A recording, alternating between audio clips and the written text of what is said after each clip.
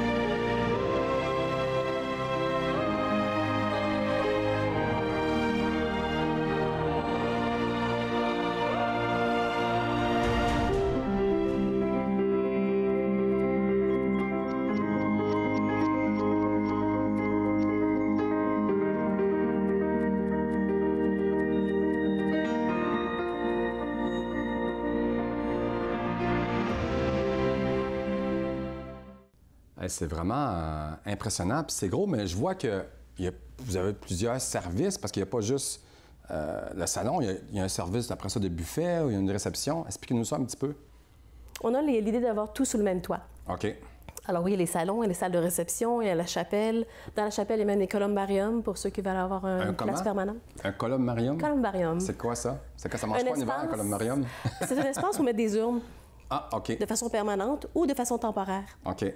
On peut louer un emplacement le temps que les gens se virent un petit peu de côté OK. puis essayer de penser à quoi faire plus tard ou durant l'espace de l'hiver, avant l'enterrement qui se passe au printemps. Ou sinon, c'est permanent. C'est permanent C'est aussi. un endroit. Pourquoi un préarrangement? Expliquez-nous donc ça. Un préarrangement, c'est sûr qu'on entend beaucoup parler que c'est bon pour les volontés des gens. OK. Mais il y a une petite partie fiscale qu'on n'entend pas souvent parler. OK. C'est déductible d'impôt ou quoi? Je ne sais pas. Non, mais une personne qui a fait tous ses avoirs dans sa vie, OK. puis qui se retrouve à être placée dans un CHSLD ou dans un autre centre, qui peuvent aller dans les 2, 3, 4, 5 000 par mois, bien, tout le capital diminue très vite. OK. Mais les gens ont le droit de faire un préarrangement. Ah, Puis même OK. les CHSLD sont contents que les gens prennent un préarrangement parce qu'ils savent... Avant de décéder. Oui. Donc, la personne a payé ses propres préarrangements avant quelque chose qui est inévitable. Là, j'avais une question pour toi, mais il faut que je te la lise, OK? Oui. Parce que j'ai de la misère avec les mots. Pourquoi voir un défunt avant une crémation ou une inhumation? Là, peux-tu me dire la différence entre les deux? La crémation, c'est le fait d'incinérer quelqu'un qui peut être placé dans une urne. OK. L'inhumation, c'est le fait d'enterrer le cercueil. Ah, OK. Un qui est dans la terre, puis l'autre, on le brûle, c'est Oui. ça? Puis des fois, on regarde à la télévision, on va voir des funérailles de quelqu'un, on va simplement à l'urne. OK. Ou on va simplement au cimetière. Mais pourquoi on l'a à cause qu'on ne va plus le voir ou à cause qu'il y a été défiguré lors d'un accident? Ou Pas nécessairement. Il y a une grande partie qui est privée. OK. Puis de plus en plus, les gens veulent ça privé. Mais ce que le public ne voit pas, c'est que peut-être que la famille a fait une partie privée.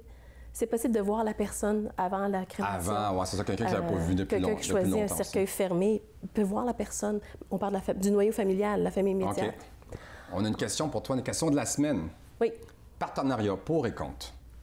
Partenariat, pour. OK. Mais c'est comme tout couple. Il faut mettre de l'eau dans son vin. Il faut travailler fort, puis il faut que chacun ait sa niche. Ah, OK, c'est ça. Pour ne pas s'emprunter un sur l'autre. Oui, mon frère et moi, on a l'entreprise ensemble. OK. Et puis, on a des niches. Ton frère s'occupe de quoi exactement dans l'entreprise? Alors, lui, s'occupe des ressources humaines. OK. Il va s'occuper de la partie légale, parce que lui, il fait son cours d'avocat. Et moi, c'est la partie tous les jours, la partie funéraire. Vraiment suivre qu'est-ce qui se passe pour toutes les funérailles. Oui. Hey, c'est tout le temps qu'on avait. Merci beaucoup, Julie, de venir à l'émission. Merci beaucoup. Si vous cherchez un salon funéraire pour une personne qui décède, Julie Cardinal, résidence funéraire J.J. Cardinal. Merci beaucoup de venir à l'émission. Merci de votre temps. Maintenant, on se retrouve bientôt avec le Moji Coach avec Yann Lajoie.